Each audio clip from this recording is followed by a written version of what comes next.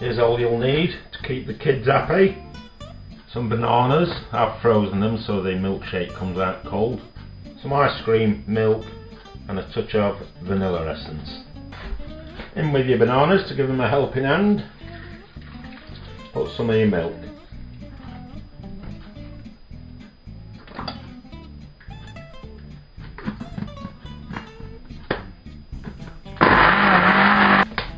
Once you've got your bananas and milk mashed up so it resembles something like that, time to go in with a few scoops of ice cream.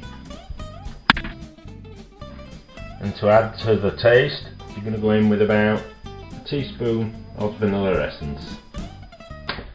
You'll find it's something like that. Now obviously most people don't want something that thick. If you do, then go with it. If not, then you're just going to keep adding milk until you get to the consistency that you want.